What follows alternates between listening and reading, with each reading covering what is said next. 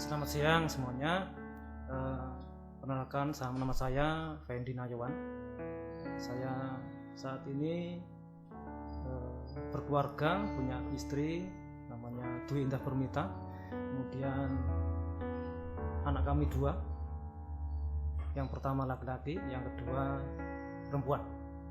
Kemudian untuk pekerjaan saya seorang sales bangunan yang setiap hari harus keliling untuk ke toko-toko untuk menyuplai bahan bangunan yang peralatan dan perlengkapan bangunan. Kemudian istri saya bekerja di sebuah rumah sakit sebagai seorang tenaga medis, seorang perawat di kamar operasi. Untuk awal perjumpaan kami berjumpa di sebuah gereja. Kami berkenalan di gereja sana. Kemudian singkat cerita, ya, karena ada kecocokan dan kami sudah saling mengenal dan saling menerima satu dengan lainnya dengan kondisi masing-masing, kami memutuskan untuk menikah. Kami menikah di tahun 2011. Kami melangsungkan pernikahan kami, dan untuk saat ini kami merasa bahagia, merasa sukacita dengan kondisi apa adanya, ya, menikmati kehidupan rumah tangga kami dengan sukacita, dengan segala aktivitas, baik saya bekerja, kemudian istri saya pun juga bekerja.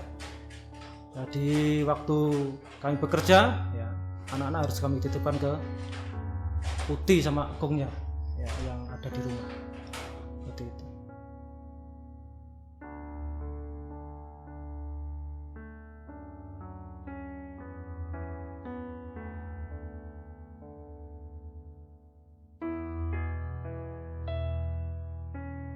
Saya kebetulan memang lahir dari keluarga Kristen. Jadi orang tua saya Kristen, semua keluarga saya Kristen. Memang di luar dari keluarga kami, ya, dari ibu itu bukan orang percaya, tetapi ibu kami bersama suami dan semua anak-anaknya, keempat anaknya semua Kristen. Nah, dari kecil saya sudah ke gereja, ya, tapi ya namanya anak kecil belum begitu tahu bagaimana tentang kekristenan itu sebenarnya. Tetapi ketika saya sudah dewasa, baru saya menemukan bagaimana bahwa kekristenan, di dalam kekristenan saja yang bisa menjamin seseorang untuk menikmati hidupnya kekal. Ketika seseorang mau percaya dan menerima Tuhan Yesus sebagai Tuhan dan Juru Selamat, Tuhan Yesus sendiri menjamin. Bisa dikatakan bahwa Tuhan Yesus berkata, "Akulah jalan, kebenaran, dan hidup. Dan siapa yang mau ke surga, ya, hanya bisa melewati Tuhan Yesus itu sendiri." Dari situ saya meyakini, ya, hanya di dalam kekristenan yang mengajarkan tentang jalan kebenaran. Jadi saya berusaha, ya, dengan kehidupan saya, apapun yang harus saya hadapi, saya menemukan, ya, bahwa di dalam Yesus, di dalam kekristenan itu ada jaminan keselamatan hidup kekal di surga. Walaupun memang secara kasat mata tidak bisa menikmati saat ini, itu hanya ungkapan seseorang, iman seseorang, namanya percaya kan, belum tahu sesuatu yang terjadi. Tapi saya yakin dan percaya bahwa di dalam Yesus ada keselamatan yang nantinya bisa menjamin hidup saya setelah meninggal dunia. Saya diterima Tuhan Yesus di dalam surga.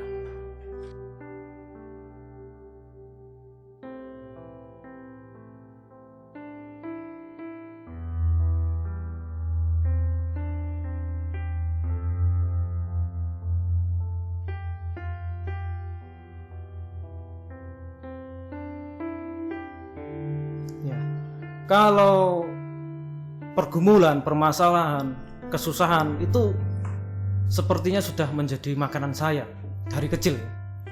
Dari kecil kami memang sudah hidup sulit, hidup pas-pasan, hidup bahkan kekurangan, ya, untuk makan saja kekurangan, ya. Tetapi yang paling membuat saya atau sempat meragukan kuasa Tuhan itu ketika di dalam berumah tangga. Kalau waktu-waktu kecil, pertumbuhan sampai dewasa, itu ya saya masih bisa menikmati. Tetapi ketika dalam keluarga, kami sudah menikah itu tahun 2011 kami menikah. Nah tentunya setiap pasangan yang pada umumnya ketika sudah menikah itu pasti kan pengen untuk segera diberikan momongan, punya momongan, dan itu pada umumnya seperti itu. Tetapi tidak terjadi kepada keluarga saya.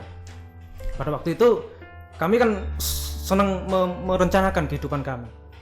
Ya, jadi saya rencanakan nanti kami menikah. Ya, usia saya pada waktu itu menikah usia 26 tahun. Kemudian istri saya 24 tahun. Nah, program saya usia 27, istri saya 25, itu punya anak. Nah, itu seperti itu. Karena kami percaya kami tidak ada masalah. Secara medis kami tidak ada masalah seperti itu.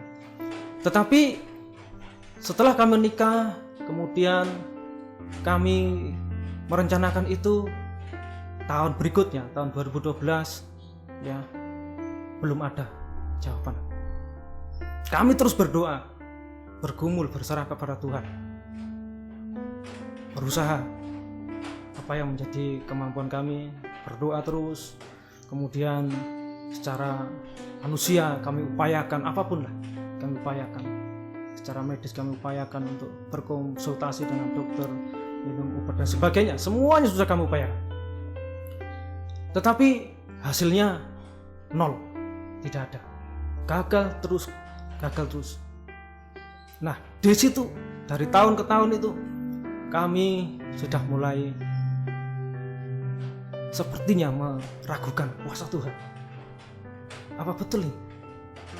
Saya percaya Tuhan, tetapi kok ketika saya berseru, berdoa, berusaha pada Tuhan, belum ada jawaban. Sementara orang-orang lain saya melihat ya, baru menikah sebentar, 1 bulan sudah positif hamil. Itu banyak di sekitar kami pada waktu itu. Jadi setelah pernikahan saya ya, kemudian ada orang pasangan menikah 1 bulan sudah mendengar hamil seperti itu. Ketika saya mendengar ada orang lain yang hamil begitu ya, pasangan lain hamil, hati saya terasa pedih. Tuhan, sebenarnya apa yang harus aku lakukan seperti itu? Saya sempat menangis pada waktu itu. Saya berseru kepada Tuhan terus, Tuhan tolong kami. Kami merasa tidak kuat menghadapi kehidupan itu. Kami ingin menyerah pada saat itu. Tetapi itulah yang harus kami hadapi. Tetapi kami terus percaya kepada Tuhan.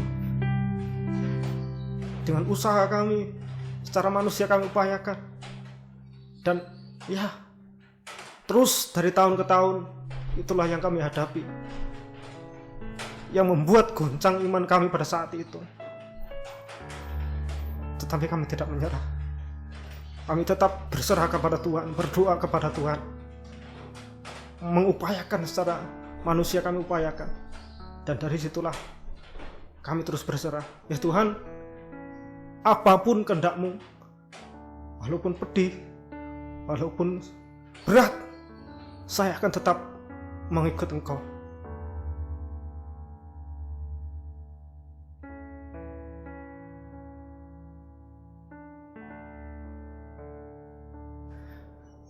Tekanan itu lebih banyak dari luar. Ya, jadi karena saya bekerja di luar, ya, banyak relasi, banyak bekerja dengan orang. Jadi setiap ada komunikasi, misalnya ada orang yang belum kenal atau sudah kenal, itu mereka ketika berjumpa dengan saya sambil ngobrol, pasti yang ditanyakan adalah, pertama, sudah menikah belum? Sudah berapa tahun? Sekian tahun. Anaknya berapa? Nah, pertanyaan itu yang sering kali membuat hati saya sakit. Kemudian kalau orang itu cuma berhenti, saya belum punya anak gitu, orang itu diam, kemudian mengalihkan pembicaraan, tidak ada masalah. Tetapi yang sering saya jumpai adalah ketika saya menyampaikan kami belum punya anak. Loh, sudah berapa tahun kok belum punya anak? Sudah sekian tahun. Wah, ya opo ini? Nah, gitu. Oh, sudah sekian tahun kok belum punya anak. Waduh, ini kurang itu dan sebagainya. Itu sering kali kami hadapi, baik saya sendiri maupun istri saya. Di dalam kehidupan sehari-hari. Mungkin ada tetangga juga, ada teman juga seperti itu. Teman lama yang kemudian bertemu, yang ditanyakan seperti itu, dan hampir 90% tidak mensupport. Justru mungkin melecehkan, merendahkan, mungkin menertawakan, karena mereka nggak mengalami seperti saya. Tetapi mungkin ada beberapa orang yang memberikan kekuatan juga, yang sabar begitu ya. Memang belum rezeki nih, ditelateni aja, yang sabar saja, nggak usah. Pokoknya terus berdoa. Baik orang yang percaya maupun bukan orang percaya, ada beberapa ya, tidak banyak, tapi ada beberapa yang mensupport saya. Tetap semangat lah, nggak usah menyerah. Belum waktunya, belum rezekinya, seperti itu. Tapi ya kebanyakan memang seperti itu, melemahkan, tidak menguatkan. Itulah yang membuat saya itu dan keluarga saya, istri saya lemah. Ketika ada orang yang menguatkan, kami kuat. Tetapi ketika ada yang melemahkan, waduh, semakin down. Seperti itu.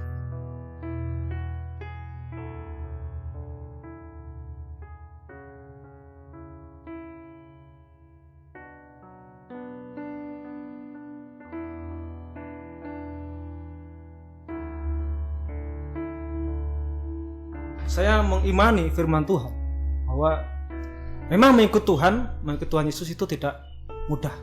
Ya. Tuhan mengatakan, pikulah kuk yang kupasang, seperti itu. Dan di ayat lain firman Tuhan mengatakan, pencobaan-pencobaan yang kamu alami adalah pencobaan yang biasa. Dan Tuhan tidak akan pernah memberikan pencobaan yang melebihi kekuatanmu. Nah, saya meyakini itu. Kemudian firman Tuhan juga mengatakan bahwa iman ya, harus disertai dengan perbuatan. Jadi saya berdoa terus secara spiritual, hubungan saya dengan Tuhan. Kami mengajak saya dan istri berdoa. Kita siapapun yang terjadi, kita tetap percaya pada Tuhan. Ya, walaupun di depan sepertinya kosong, tidak ada jawaban, tetapi kita tetap berdoa saja, percaya kepada Tuhan. Kemudian coba kita upayakan lagi. Apa yang menjadi tugas kita sebagai manusia, kita upayakan. Karena mujizat Tuhan bisa terjadi tidak hanya dengan doa saja, tetapi harus dengan upaya juga. Ya. Saya ingat juga dengan kisah-kisah bagaimana Tuhan Yesus menyembuhkan orang sakit. Ya. Pada waktu itu ada upaya. Saya ingat ada kisah seorang lumpuh yang harus digotong oleh 4 orang, kemudian naik ke atap, diturunkan di sana. Nah, saya pelajari di sana. Selain percaya, selain berdoa, ada upaya orang-orang lain yang ada di sekitarnya. Demikian juga dalam kehidupan kami. Yuk kita bangkit, kita semangat, tetap percaya kepada Tuhan. Pasti nanti tiba waktunya Tuhan pasti akan jawab ke pergumulan kita. Kami terus berdoa dan kami juga terus berupaya. Dan puji Tuhan, pada waktu itu Tuhan mulai menunjukkan kuasa-Nya. Tuhan mulai menjawab doa kami di usia pernikahan yang kelima. Usia pernikahan kami kelima, Tuhan menjawab doa kami. 5 tahun buat kami bukan waktu yang singkat, tetapi waktu yang sangat lama. Ya. Tetapi itulah kuasa Tuhan. Nah, dari situ kami benar-benar begitu luar biasa ketika Tuhan menjawab doa kami. Ya, di tahun kelima Tuhan memberikan kepada kami seorang putra buat kami. Itu sesuatu yang sangat luar biasa. Di situ kami bangkit lagi, benar-benar bangkit. Nah, inilah kami merasakan kuasa Tuhan benar-benar nyata. Ya, 5 tahun bergumul, ya, Tuhan jawab. Jadi tidak sia-sia kami mengikut Tuhan Yesus, percaya kepada Tuhan Yesus. Kami berdoa, percaya kepada Tuhan, dan melakukan upaya sesuai dengan kemampuan kami. Kami lakukan itu, Tuhan jawab.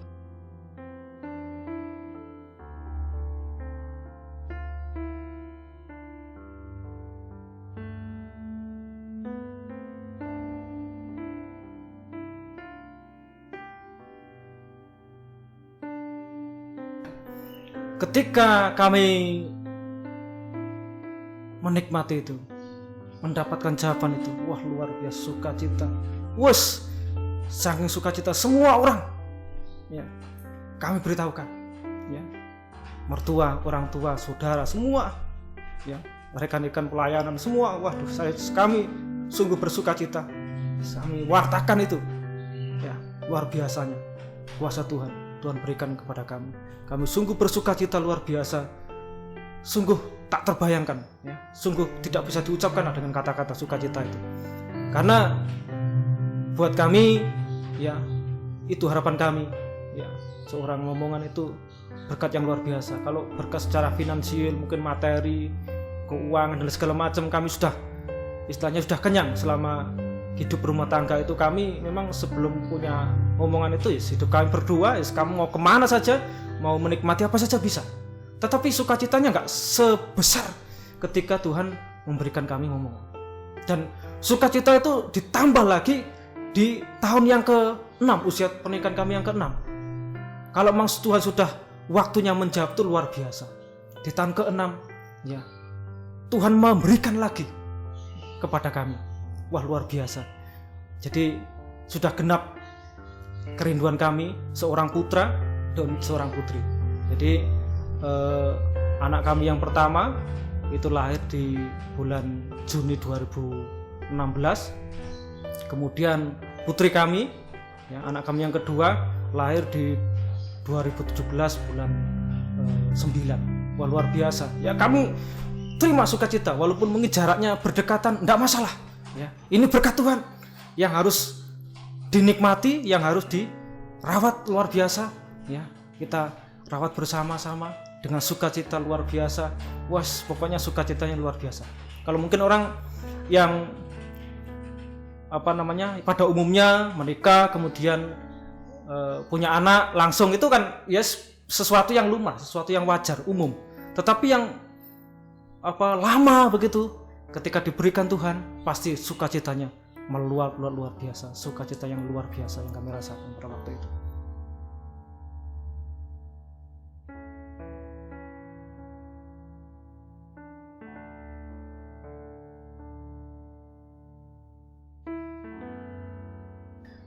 Mungkin yang kami rasakan, kami bisa merasakan apa yang orang lain rasakan, yang mungkin melebihi saya, mungkin ada 7 tahun, 10 tahun dan seterusnya. Sebagai orang-orang yang percaya Tuhan Yesus, langkah yang pertama yang harus dilakukan dari suami istri itu sendiri harus tetap bersatu hati, tetap berdoa kepada Tuhan. Mungkin kalau di luar keluarga, mungkin mertua atau orang tua, ya kerinduannya mensupport lah, tetap mensupport supaya tetap bersatu, tetap berserah kepada Tuhan. Seandainya memang kalau mungkin mertua atau orang tua sudah mulai tidak sabar, sudah tidak ada harapan, kemudian sudah mulai untuk mungkin harus berpisah dan sebagainya, yang penting kedua insan ini, suami istri, harus tetap bersatu, tetap menyatukan hati, tetap berdoa pada Tuhan, dan kemudian secara manusia pun juga tidak usah jemu-jemu untuk berusaha. Ya mungkin ya berkonsultasi lagi dengan tenaga dokter atau mungkin minum usaha seperti itu. Kalau memang itu belum membuahkan hasil, ya tetap terus berdoa kepada Tuhan, berserah dan melakukan apa kehendak Tuhan. Karena kita nggak tahu kehendak Tuhan di dalam kehidupan kita nggak tahu. Atau mungkin memang Tuhan menghendaki di dalam rumah tangga itu cuma 2 orang tanpa memohon, kita kan nggak tahu kehendak Tuhan. Tetapi yang jelas tidak ada satupun kehendak Tuhan yang tidak baik di dalam kehidupan seseorang, di dalam bahtera rumah tangga seseorang. Semuanya saya percaya untuk kebaikan kita. Jadi mulailah menikmati apapun yang Tuhan berikan kepada kita di dalam rumah tangga itu. Walaupun mungkin tanpa kehadiran seorang anak pun, tetaplah bersyukur. Tetap diberikan kesehatan sama Tuhan, tetap diberikan berkat sama Tuhan. Tetap nikmati dengan ya memang sakit hati ya melihat orang yang lain sudah punya anak besar-besar semua yang mungkin seumuran dengan keluarga itu, tetapi sudah tetap yakin pada Tuhan. Kalau Tuhan nanti jawab, Tuhan menghendaki punya anak, pasti punya anak. Tetapi toh ya tidak punya anak pun, ya mungkin itu kehendak Tuhan dalam kehidupan rumah tangga itu.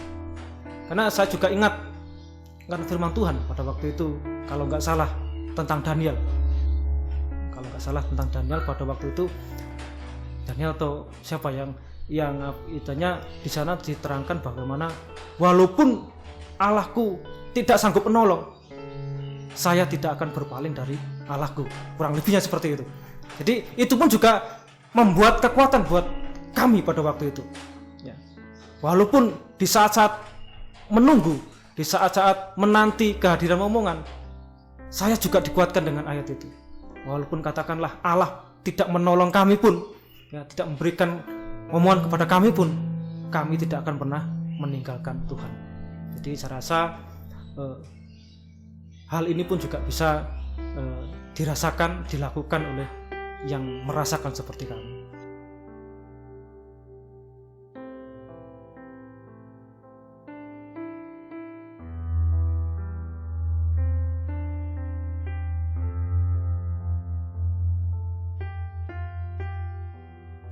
Untuk anak-anak dan istri saya, ya, saya mengasihi kalian semua. Kalian adalah orang-orang yang berharga di dalam hidup saya. Ya. Kalian adalah penyemangat hidup saya. Saya bisa bekerja, melaksanakan pekerjaan saya, melaksanakan kehidupan saya saat ini karena kalian. Kalian menjadi penyemangat hidup saya. Saya sangat menyayangi kalian dan saya rindu kalian, baik istri maupun anak-anak saya, tetap takut akan Tuhan, tetap setia sama Tuhan apapun yang terjadi. Walaupun ke depan katakanlah kehidupan sulit, ya kita tetap percaya kepada Tuhan, tetap menggantungkan hidup kita kepada Tuhan. Kiranya Tuhan memberkati ya, rumah tangga kami seterusnya. Walaupun mungkin ada masa-masa sulit yang akan kami lewati, seperti itu.